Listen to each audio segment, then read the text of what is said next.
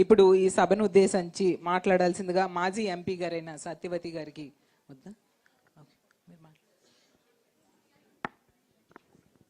ఒక్క నిమిషం.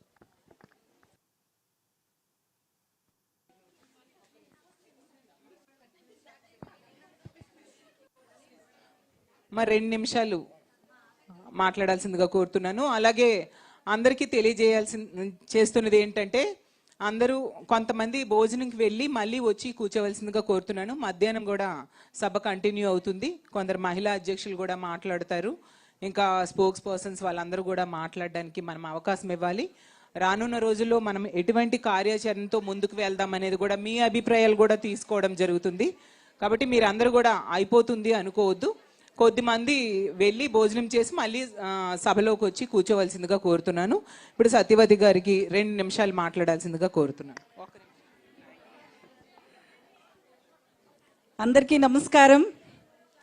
ఈరోజు మరి ఇక్కడ తాడేపల్లిలో మహిళా సదస్సు, చంద్రబాబు పాలనకి 2 ఏళ్ళు, వెన్నుపోటుకు 2 ఏళ్ళు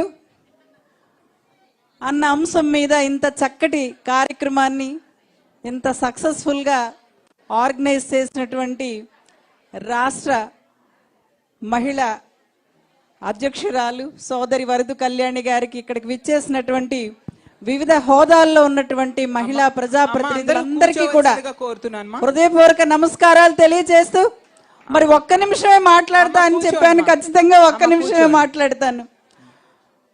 నేను వైద్య వృత్తి నుంచి వచ్చాను. పార్లమెంటు సభ్యురాలిగా ఇక్కడ అనురాధ గారు ఉన్నారు. 4 మహిళలకు అవకాశం ఇచ్చారు. 4 కూడా మరి జగనన్న ఆశీస్సులతో అత్యధిక మెజారిటీతో గెలిచి ఉక్కు మహిళలని మమ్మల్ని పిలిచేవాళ్ళు జగనన్న, all steel ladies in parliament అని. అటువంటి అవకాశం ఇచ్చిన జగనన్నకి హృదయపూర్వకంగా ధన్యవాదాలు తెలియజేసుకుంటూ, మరి వైద్య రంగంలో విప్లవాత్మక మార్పులు తీసుకొచ్చారు. మరి విడుదల రజనీ గారు మరి మీతో మాట్లాడతారు, అందుకనే అంశం మీద ఎక్కువ చెప్పకుండా, మరి 17 కొత్త మెడికల్ కాలేజీల్లో ఒకటి మా అనకాపల్లి పార్లమెంట్కి కూడా మరి భాగ్యలక్ష్మి గారు కూడా చెప్పారు. పాడేరు నుంచి ఎక్కువ కేసులు అనకాపల్లి వచ్చేది. నేను ఒక గైనకాలజిస్ట్, ఎంతో మంది దారిలోనే ప్రాణాలు పోతూ వస్తే అన్న ప్రతి ఒక్క పార్లమెంట్కి ప్రతి జిల్లాకి కూడా కాలేజ్ ఇవ్వటం నిజంగా అన్నిటికంటే ప్రాణం మనిషికి మిన్న. మరి అటువంటి ప్రాణానికి మరి ఏదైతే వైఎస్ రాజశేఖర రెడ్డి గారు స్వయంగా డాక్టర్, ఆ తండ్రి గారి మాట నిలపడానికి ఆయన అడుగుజాడల్లో నడుస్తూ ప్రతి ఒక్కరికి కూడా ప్రాణదాతగా నిలిచిన జగనన్న ప్రభుత్వం మళ్ళీ రావాలి.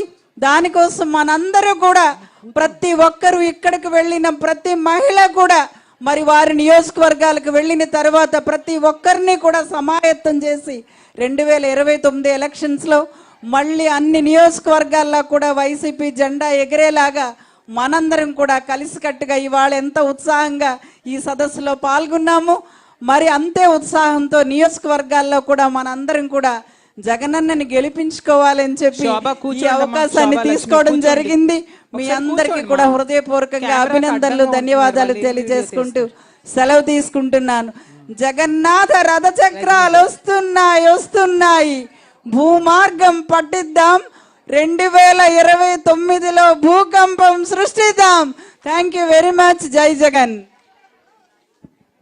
థ్యాంక్ యూ అమ్మా. అమ్మా అందరికీ నమస్కారం. కూర్చోండి మా, కూర్చోండి. ఇప్పుడు మనకి ముఖ్య అతిథిగా విచ్చేసిన మాజీ వైద్య శాఖ మంత్రివర్యులైన విడుదల రజనీ గారిని ఈ సభను ఉద్దేశించి మాట్లాడాల్సిందిగా కోరుతున్నాను. అమ్మ చక్కగా చాలా విషయాలు మీ అందరికీ చెప్పబోతూ ఉన్నారు. కాబట్టి నిల్చున్న వాళ్ళందరూ దయించి కూర్చోండి. కూర్చున్నాకే స్టార్ట్ చేద్దాం. అమ్మ మధ్యలో ఎందుకు అలా నిల్చొని ఉంటున్నారు? మనందరం చాలా డిసిప్లైన్డ్ అని ముందే అనుకున్నాం కదా, స్టార్టింగ్లోనే చెప్పాను కదా. ప్లీజ్ అమ్మా అందరూ కూర్చోండి. కూర్చున్నాక అమ్మ స్టార్ట్ చేస్తారు.